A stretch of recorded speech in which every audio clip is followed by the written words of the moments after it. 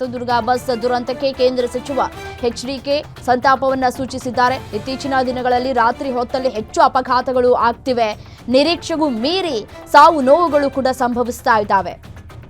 ನಿನ್ನೆ ರಾತ್ರಿ ನಡೆದಂತಹ ಘಟನೆ ಅತ್ಯಂತ ದುಃಖದ ವಿಷಯ ಅನ್ನುವಂತಹ ವಿಚಾರವನ್ನು ಅವರಿಲ್ಲಿ ಉಲ್ಲೇಖ ಮಾಡಿದ್ದಾರೆ. ಆ ಕುಟುಂಬಗಳಿಗೆ ನೋವಿನಿಂದ ಹೊರಬರುವಂತಹ ಶಕ್ತಿಯನ್ನ ಕೊಡ್ಲಿ, ಈ ರೀತಿ ಘಟನೆಗಳು ಮುಂದೆ ಆಗಬಾರದು ಅಂತ ಕೂಡ ಅವರು ಸಂತಾಪವನ್ನ ಸೂಚಿಸಿದ್ದಾರೆ. ಬಸ್ ಮಾಲೀಕರಿಗೆ ಬಸ್ಗಳಲ್ಲಿ ಕೆಲವು ಗೈಡ್ಲೈನ್ಸ್ ಅನ್ನ ಅಳವಡಿಸಬೇಕು, ಬಸ್ಗಳಲ್ಲಿ ಎಮರ್ಜೆನ್ಸಿ ಎಕ್ಸಿಟ್ ಸುಲಭವಾಗಿ ಇರಬೇಕು ಅಂತ ಹೇಳ್ತಾ ಇದ್ದಾರೆ. ದಾವಣಗೆರೆಯಲ್ಲಿ ಕೇಂದ್ರ ಸಚಿವ ಎಚ್.ಡಿ. ಕುಮಾರಸ್ವಾಮಿ ಹೇಳಿಕೆಯನ್ನ ಕೊಡ್ತಾ ಇದ್ದಾರೆ. ನೋಡಿ, ಪ್ರತಿ ಬಾರಿಯೂ ಕೂಡ ಅಪಘಾತ ಆದಂತಹ ಸಂದರ್ಭದಲ್ಲಿ ಇದೇ ವಿಚಾರವನ್ನ ಕೂಡ ಉಲ್ಲೇಖ ಮಾಡ್ತಾರೆ. ಬಟ್ ಆದ್ರೆ ಬಸ್ನ ಮಾಲೀಕರು ಎಚ್ಚೆತ್ತುಕೊಳ್ಳುವಂತಹ ಲಕ್ಷಣಗಳು ಕಾಣ ಸಿಗ್ತಾ ಇಲ್ಲ.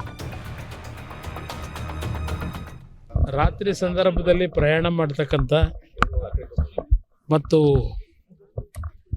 ರಾತ್ರಿ ಸಮಯದಲ್ಲಿ ವಾಹನಗಳ ಅಪಘಾತಗಳು ಹೆಚ್ಚಿನ ರೀತಿಯಲ್ಲಿ ಆಗ್ತಕ್ಕಂಥದ್ದು, ಅದು ಸಾವು ನೋವುಗಳು ನಮ್ಮ ನಿರೀಕ್ಷೆ ಆ ರೀತಿ ಇಲ್ಲದೆ ಇರತಕ್ಕಂಥ ರೀತಿಯಲ್ಲಿ ಈ ಅಪಘಾತದಲ್ಲಿ ಸಾವು ನೋವುಗಳನ್ನು ಏನು ಕಾಣ್ತೇವೆ.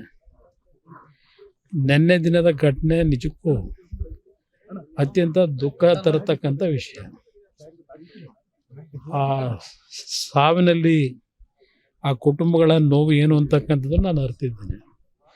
ಆ ಕುಟುಂಬಗಳ ನೋವಿಗೆ ಭಗವಂತ ಹೊರಗೆ ಬರ್ತಕ್ಕಂಥ ಶಕ್ತಿ ಕೊಡಲಿ ಅಂತಕ್ಕಂಥ ಪ್ರಾರ್ಥನೆ ಸಲ್ಲಿಸ್ತೇನೆ. ಆತ್ಮಕ್ಕೂ ಶಾಂತಿ ಕೊಡ್ತೀನಿ.